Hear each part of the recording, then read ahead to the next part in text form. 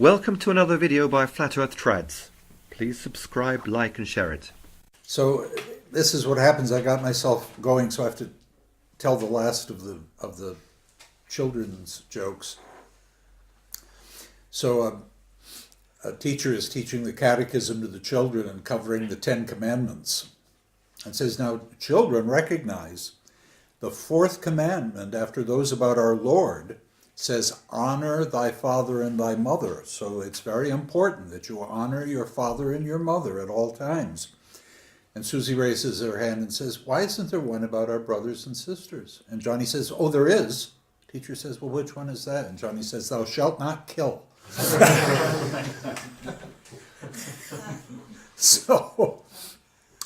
there's the one, Dr. Interrupt, but there's the other one which some of you may know, but it doesn't matter. Not all of you will have heard it.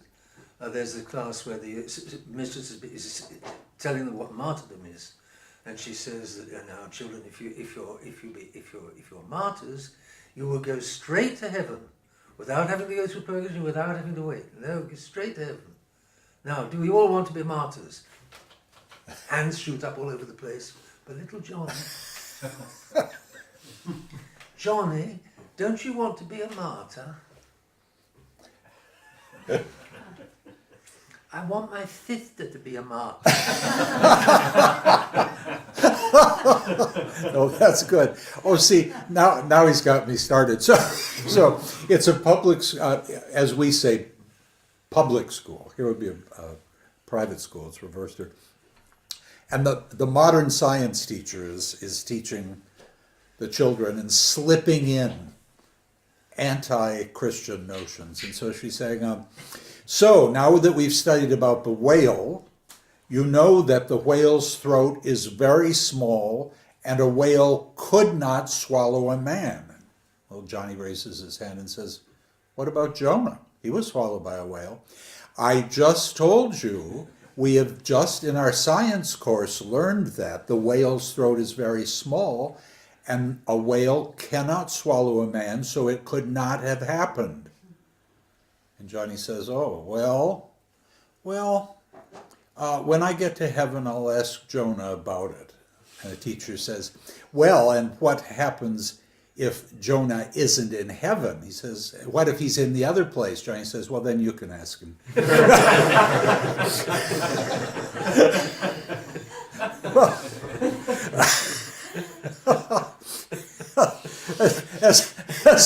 As the old comedy routine used to have it, stick around for the jokes.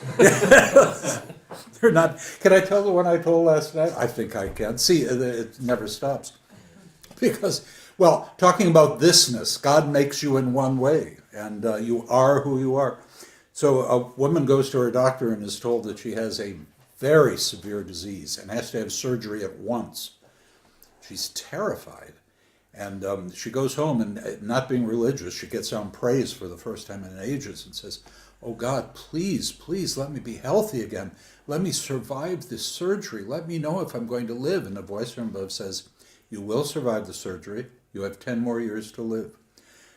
Thank you, God. She goes in the hospital. She has the surgery. The doctors say, you're fully recovered. It's a miracle. You'll have a long life. She says, oh, well, that's great. Since I'm here. So she has a facelift, and she has her breasts enhanced, and she has her tummy tucked, and she has her bottoms raised, and she's feeling just wonderful. And she walks out of the hospital and is crossing the street and is hit by a truck and killed instantly. And she stands before God and says, God, you told me I had 10 more years. And God says, I didn't recognize you.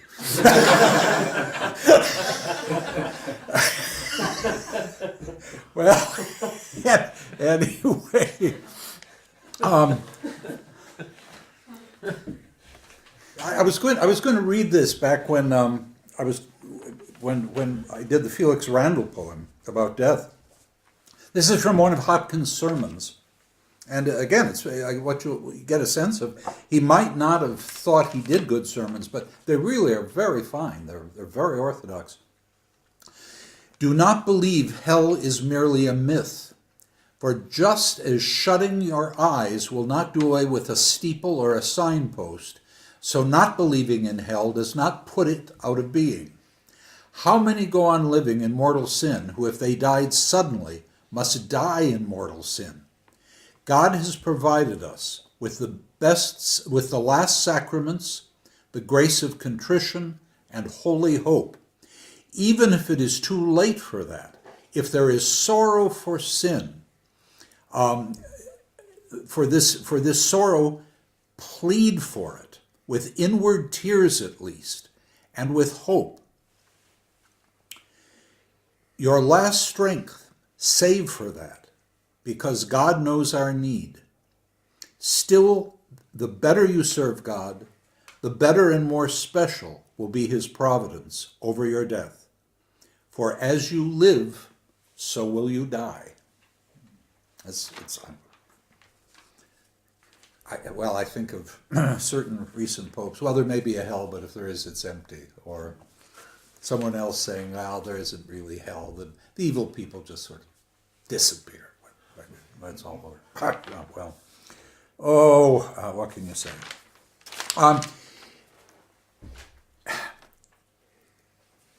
Because of the terrible conditions in Dublin, this poor, weak man who had never been healthy became constantly sick.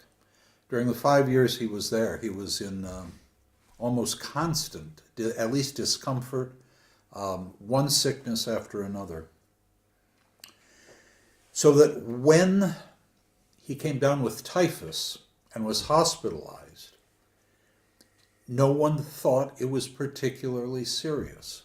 I mean, they cared for him, but just assumed Hopkins is sick again, and he seems to be very sick this time. But the good priest would visit him, and he would rally, and they'd say, well, you'll be out of here soon, and not realizing he was desperately ill. And when suddenly he took an unexpected turn for the worse, and it became clear he wasn't going to make it, they wrote his parents, who came at once. He was given the last sacraments, and his parents came and were at his bedside when their son died. And his last conscious words were, I am so happy. I am so happy. And he left the world. Just remarkable. Another comment he made about his writings, and I think this is good. In some meditation today, I earnestly asked our Lord to watch over my compositions, not to preserve them from being lost or coming to nothing, for that I am very willing they should be, but that they might do me no harm through the enmity or imprudence of any man or my own, that he should have them as his own and employ or not employ them as he would see fit. And that, I believe, is heard. And indeed, as I said, it was in 1918, his friend Robert Bridges, who was then poet laureate, gathered the poems and published them for the very first time. Small number of copies, only 750 were printed at the time. They didn't sell well, but if you had one of those copies today, it would be worth a small fortune. And his reputation grew and grew, and far from being unread and dismissed, he really is now recognized as one of the very greatest poets that England produced in the modern age. Although there are only 49 major poems, and as I said, when he went to his death, not one had been published or was known. So in terms of his poetry, not that he thought himself a failure, put the poems in the hands of God to do with them as he wished, and God waited until the horrors of World War I to let them loose into the world. And I do think there are many ways in which he speaks to those of us today who are in a situation even worse as the world gets worse and worse, and especially during those times when we look at the church or look at our own lives or see the misery about us, that especially those last sonnets, poets speak for us and say things that we are unable to say for ourselves. whether in times of great joy, and then we turn to them and quote poetry that is appropriate for the moment, or moments of sorrow and loss when we have them speak to us, or in this case, just the sheer pain often of trying to be a Catholic and holding to the faith during times that seem very dark indeed. I think God in his wisdom saved the poems and gave them to us at this time. Let me, just a couple of the last ones. This is, find it here. This isn't one of the sonnets of desolation by any means. But it's a call for some assistance. The little title he puts on it is in Latin, "Thou art indeed just, God." Okay, it's from Jeremiah. "Thou art indeed just, Lord, if I contend with thee. But, sir, so what I plead is just. Why do sinners' ways prosper? And why must disappointment all I endeavor end? Wert thou my enemy, O thou my friend, how wouldst thou worse, I wonder, than thou dost defeat, thwart me? Oh, the sots and thralls of lust do in spare hours more thrive than I that spend, sir, life upon thy cause. See, banks and brakes now, leaved how thick, laced they are again with fretty chervel. Look, and the fresh wind shakes them. Birds build, but not I build. No, but strain, time's eunuch, and not breed one work that wakes. Mine, O thou Lord of life, send my roots rain. It's just a lovely poem, absolutely lovely poem. And yeah, it seems to me pretty clear that was the answer. He said at one point, this is nice, the only just judge, the only just literary critic is Christ, who prizes, is proud of, and admires more than any man, more than the receiver himself can, the gifts of his own making. For all of those critics that are out there, all those university professors making pronouncements, Christ is the ultimate literary critic. My own teacher in my undergraduate days, John Berryman, who was hugely influenced by Hopkins, who had been raised Catholic but abandoned the faith when his father committed suicide in front of him. He has one of his poems that begins, "My father's suicide blew out my bright candle of faith," and fought his entire life trying to deal with suicide and the complications leading to a dissolute life, terrible business with women and alcohol, and sent into the mental wards and falling over and over. And when he tried to come back to the church, found the Novus Ordo and was absolutely bowled over by what was going on there. And then, that first Sunday he was there, the Novus Ordo priest stood up in the altar and began lecturing, in the pulpit, and began lecturing the Catholics there about they demand too much of their priests, and they've got to realize that their priests have lives as well, and this nonsense that they should be led around like sheep, and that expecting the priest to be a shepherd to them when they can't be in charge of everybody and watch over everyone's life and take more control of your own life, you sheep. Berryman stood up in the pew where he was and screamed, "Only Christ's words!" and stomped out, and spent the rest of the time for the Mass walking back and forth outside the church, weeping and praying the rosary for the soul of the priest. One of his 11 addresses to the Lord ends with him quoting Hopkins, saying, the last line is, Father Hopkins says the only true literary critic is Christ. Let me lie down content with that. The sad thing is he lost it at the end, and as so often happens with children of suicides, he himself ultimately committed suicide, threw himself off a high bridge that goes across the Mississippi River at the University of Minnesota. Early one morning, went in, left a note at home with his wife saying, I'm going to the university, I have something to clear up. And 6:30 in the morning, hopped up on the rail. There was a worker coming to work at the student union who saw him, and Berryman smiled and waved at him and threw himself off. I pray he asked for forgiveness, because it was a long way down. But he's buried there.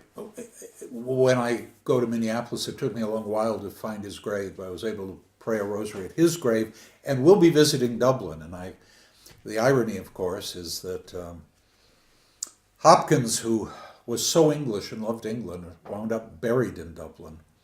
So I feel the least I can do is find the graveyard and go to his grave and pray a rosary for him, and hope he'll be praying for all of us. It's a remarkable, remarkable story. Let me turn to this. This is, as they say, this is very upbeat, and we can have some of this. His devotion to Mary was intense. He calls this poem the Main Magnificat. May is Mary's month, and I muse at that and wonder why. Her feasts follow reason, dated due to season. Candlemas, Lady Day, but the Lady month, May. Why fasten that upon her with a feasting in her honor? Is it only its being brighter than the most are must delight her? Is it opportunist and flowers finds soonest? Ask of her, the mighty mother. Her reply puts this other question: what is spring? Growth in everything, flesh and fleece, fur and feather, grass and green world all together. Star-eyed, strawberry-breasted throstle, above her nested cluster of bugle-blue eggs thin, forms and warms the life within, and bird and blossom swell in sod or sheath or shell. All things rising, all things sizing, Mary sees, sympathizing with that world of good, nature's motherhood. Their magnifying of each its kind with delight calls to mind how she did in her stored magnify the Lord. Well, but there was more than this. Spring's universal bliss had much to say to offering Mary May. When drop of blood and foam dapple, bloom lights the orchard apple, and thicket and thorpe are merry with silver surfed cherry, and azuring over graybell makes woodbanks and brakes wash wet like lakes, and magic cuckoo call caps, clears, and clinches all. This ecstasy all through mothering earth tells Mary her mirth till Christ's birth to remember, and exultation in God who was her salvation. Isn't that beautiful? It's just a beautiful poem. Yeah, it's called the Main Magnificat. Again, as I say, one reason to get the collected poems. Some are very hard. Others are just simply lovely. You'll have no trouble reading them at all. And maybe you can begin to get familiar with some of them at this point. Let me do this. I'm going to read one of the last major poem he wrote. Not terribly long. I don't understand 9/10 of it. It is so hard. I've been wrestling with it for some weeks now, and I haven't cracked it yet. All I know is it's my inadequacy, and there is a lot going on in it. It is so rich and so thick, but I also know with all the greatest artists, their final works are tough. For many years, the last 4 Shakespeare plays, which are now highly honored and I think among his greatest works, were considered total catastrophes, and many critics said he had gone senile and had no idea what he was even writing. Well, it's nonsense. There were people who said the late Beethoven string quartets were so odd because the deafness had gotten so bad and he'd forgotten to hear what music sounded like. It just happens over and over again. So as I say, I think the inadequacy here is fully mine. So the advice that I gave, I'm going to keep taking, and I'm going to wrestle with this talk. It's only about 25 lines, so it's not that long. But my goodness, it's a tough poem. The title of it is that nature is a Heraclitean fire and of the comfort of the resurrection. Hopkins had been reading the Greek philosopher Heraclitus, who took the stance, and it was believed for a long, long time, that everything is made up of 4 elements: earth, air, water, and fire.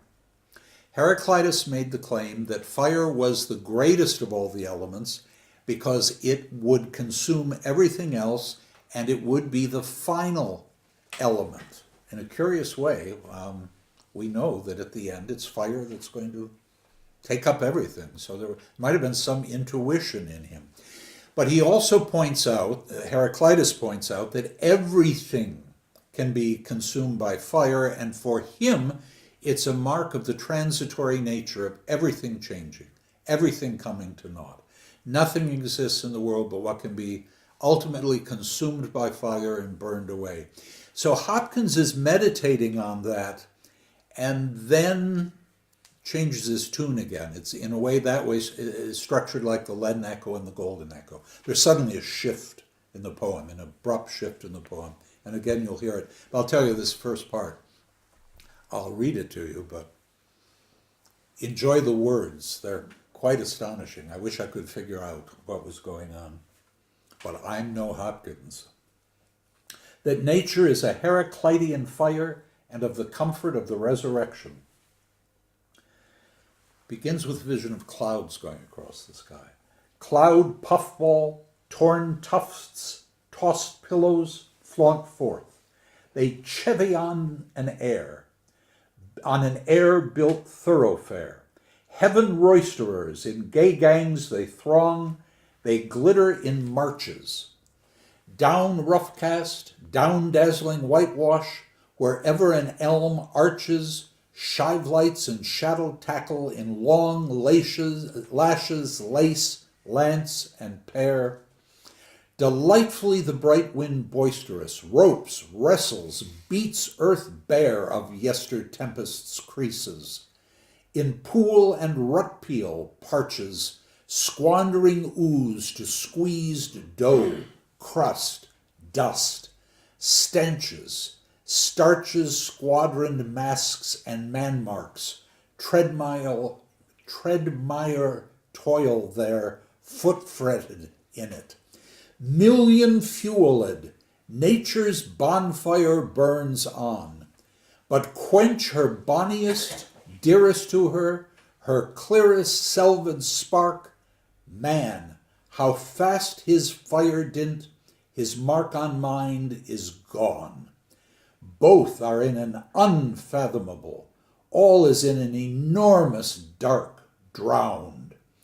O pity and indignation, man-shape that shone sheer off, disseveral, a star, death blots black out, nor mark is any of him at all so stark, but vastness blurs and time beats level. Enough! The resurrection, a heart's clarion, away grief's gasping, joyless days, dejection. Across my foundering deck shone a beacon, an eternal beam. Flesh fade and mortal trash fall to the residuary worm. World's wildfire leave but ash. In a flash, at a trumpet crash, I am all at once what Christ is, since he was what I am. And this, Jack, Joke, poor potsherd, Patch, Matchwood, Immortal Diamond, is Immortal Diamond. There's that ringing at the end. But of course, the diamond itself is made from that dark crushed material that the more it's crushed, eventually becomes the precious jewel. As I said, Hopkins is buried in Dublin, but they do have a memorial for him in Poets' Corner in Westminster Abbey. Gives his name, his dates, and on it simply says Immortal Diamond. So he wrote his own epitaph in a way.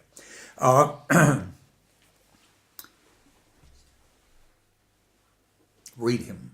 He's worth the time. Now, one last thing, and I decided to do this on the spur of the moment.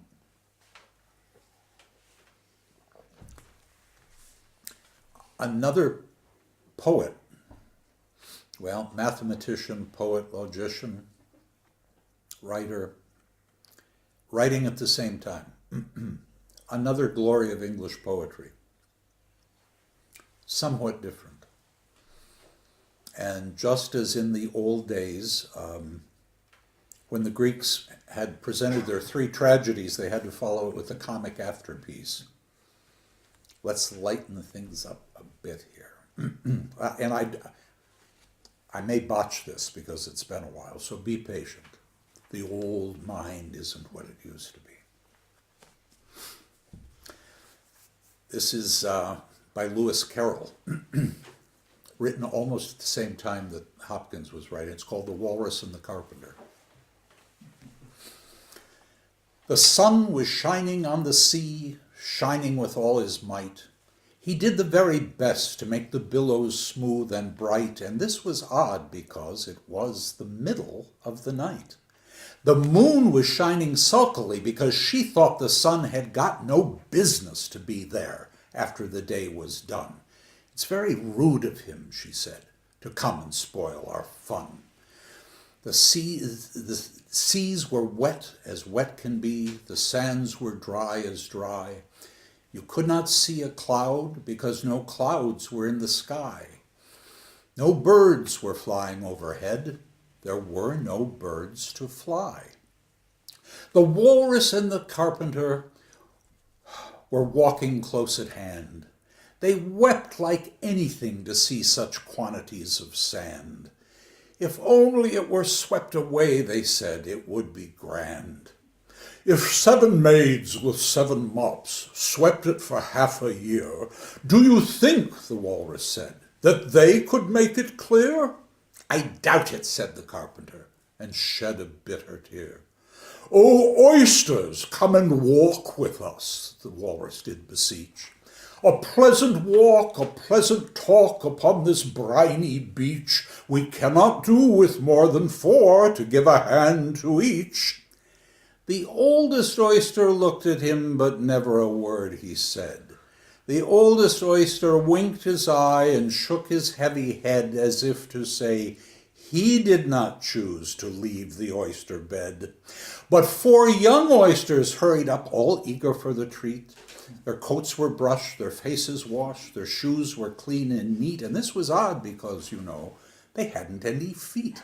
4 other oysters followed them, and yet another 4, and thick and fast they came at last, and more and more and more, all hopping through the frothy waves and scrambling to the shore. The walrus and the carpenter walked on a mile or so, and then they rested on a rock conveniently low, and all the little oysters stood and waited in a row. The time has come, the walrus said, to talk of many things, of shoes and ships and sealing wax, of cabbages and kings, and why the sea is boiling hot, and whether pigs have wings. But wait a bit, the oysters said. Before we start our chat. for some of us are out of breath and all of us are fat. No problem, said the carpenter. They thanked him much for that. What we need, now, see, it happened. A loaf of bread, the walrus said, is what we chiefly need. Vinegar and pepper besides are very good indeed. Now, if you're ready, oysters dear, we can begin to feed. But not on us, the oyster said, turning a little blue. After such kindness, that would be a dismal thing to do. The air is fine, the walrus said. Do you admire the view? It seems a shame, he said, to play them such a trick, after we have brought them out so far and make them trot so quick. The carpenter said nothing but, the butter spread too thick. I weep for them, the walrus said. I deeply sympathize. With sobs and tears he sorted out those of the largest size, holding his pocket handkerchief before his streaming eyes. Oh, oysters, said the carpenter, you've had a pleasant run. Shall we be trotting home again? But answer came there none, and this was scarcely odd because they'd eaten every one. A dark poem to end. Thank you.